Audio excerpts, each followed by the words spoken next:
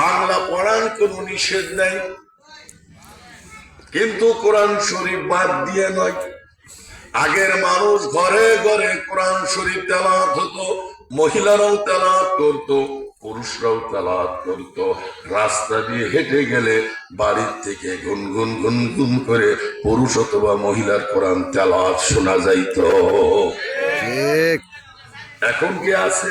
নাই, এখন নাই। গভীর রাত পর্যন্ত এক আশ্চর্য ম্যাশিং বের হয়েছে। ম্যাশিং এর কারণে সিনেমা হল গুলো মার খেয়ে গেছে।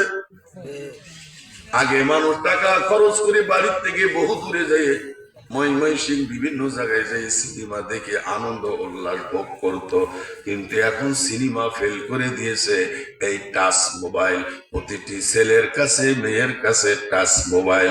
টাচ মোবাইল দেখতে দেখতে দেখতে দেখতে আর ওর আনন্দ উল্লাস করতে করতে ফজরের নামাজের কথা মনে থাকে না, মা পিটাইলেও নামাজ পড়ে না। এই টাচ মোবাইল এটা সমাজের উন্নয়ন হয়েছে আশাতে, মানুষের চরিত্র ভালো হয়েছে আশাতে, নাকি বলেন? আমার ভাইয়েরা, ভালো চাইতে খারাপ হয়েছে বেশি।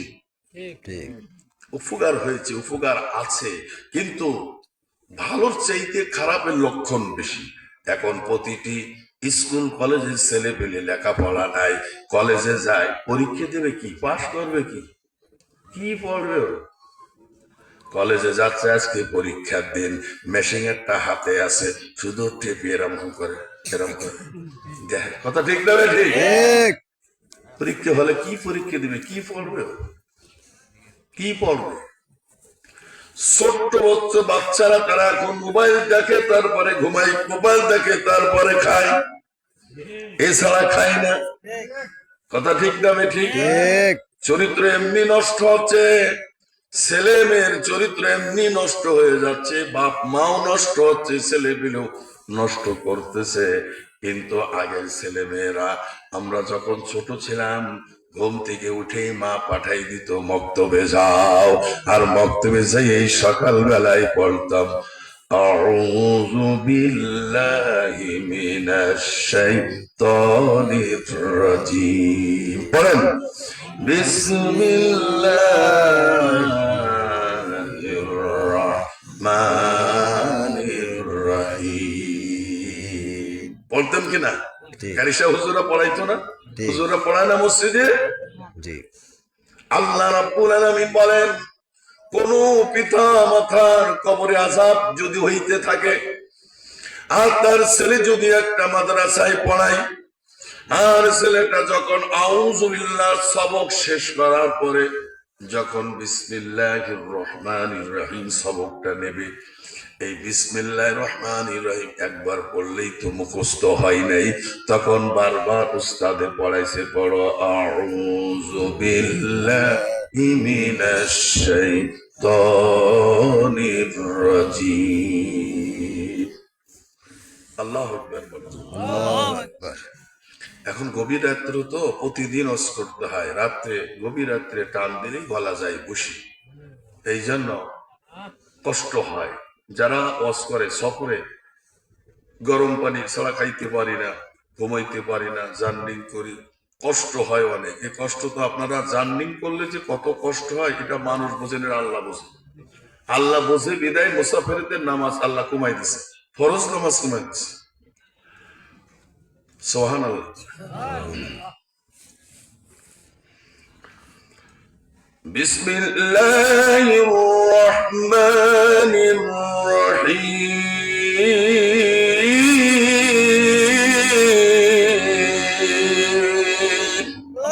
আল্লাহু আকবার।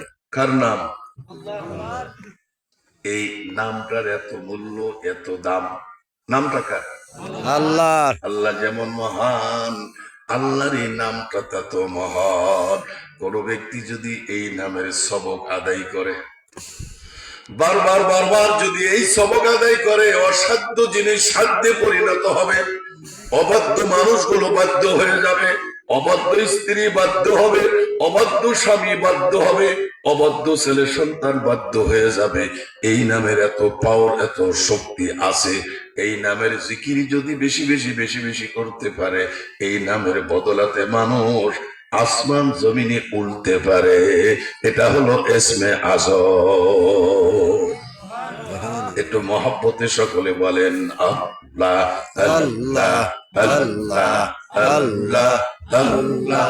বাবা আপনারা তো সব খেলের মধ্যে শুয়েছেন, খেলটা একটু গরম গরম লাগে, এটাই বুঝি। তা একটু কাছে বসেন, আমি এখন দোয়া করব। আসেন কাছে, আসেন কাছে। কষ্ট করলে সব বেশি পাবে। আসেন, আশেপাশে যারা আছেন আসেন, দোয়া হয়ে যাবে। আসেন। আল্লাহ আল্লাহ আল্লাহ আল্লাহ আল্লাহ আল্লাহ আল্লাহ আল্লাহ আল্লাহ আল্লাহ আল্লাহ লা ইলাহা ইল্লাল্লাহ মুহাম্মাদুর রাসূলুল্লাহ। গভীর রাত হয়ে গেছে, বেশি ধমকা ধমকি করে ওয়াজ করলে মানুষের ধ্যানের ভিতরে ঢোকে না। এই জন্য স্কুল কলেজ মাদ্রাসায় এখন ধমকা ধমকি মারামারি বন্ধ। কথা ঠিক না বেঠি? ঠিক। এখন ছেলেদের ধমকানো যায় না, মারামারও যায় না, কারণ ধমকাইলে মারামারি করলে তাদের জেনের ক্ষতি হয়। এই জন্য এটা নিষেধ করেছে। আগে আমাদের যে পিটন পিট হয়েছে, স্কুলে গেলে লেখাপড়া না পারলে মাদ্রাসায় লেখাপড়া না পারলে যে পিটন পিট হয়েছে, পিটনির ঠেলাই পড়া মুখস্থ করে ফেলেছি। আর এখন বেদ নাই, ধমকানো নাই, ছেলে পেলে পড়াশোনাও না। ঠিক। হ্যাঁ, কথা কইেন না। এই পোলাপান মানুষ তো আমার ওয়াজ বুঝবে না। পোলাপান নাই, যে কটা আছে এ কটা সব বেস্ট যাইব ইনশাআল্লাহ। এই কয়টা মানুষ যদি আল্লাহ জান্নাতে দেয়, আল্লাহর কোনো ক্ষতি হবে? কারো কাছ থেকে পারমিশন আনা লাগবে না। আল্লাহ গফুরুর রহিম রহমানুর, আল্লাহ দয়ার কথা তো কইতেছে। এই কটা মানুষকে আল্লাহ যদি বলে গভীর রাত্রে বসে বসে আমার কোরআন শুনতেছে, যা এদেরকে মাফ করে জান্নাত দিয়ে দেবে। সুবহানাল্লাহ। আল্লাহ শুধু দয়া করবে, আমরা ভেস্তে চলে যাবো। ইবাদত করে কোনদিন জান্নাতে যাওয়া যাবে এটা আমরা বলতে পারি? আল্লাহ দয়া ছাড়া কেউ যেতে পারবে না। বাবারা, মাঝখানে একটা কথা বলে যাই, যে ইবাদতে যত কষ্ট সেই ইবাদতে সব তত বেশি। 5 ওয়াক্ত নামাজের মধ্যে সবচাইতে বেশি কষ্ট হলো ফজরের নামাজ। আরামের ঘুম, আরামের বিছানা দিয়ে ফেলে ধুয়ে, লেপ কাতা ফেলে ধুয়ে ঠান্ডা পানি দিয়ে উজু করে মসজিদে আসা বিশাল বড় জিহাদ, নফসের সঙ্গে জিহাদ। তরবারিতে যুদ্ধ করতে এত কষ্ট হয় না।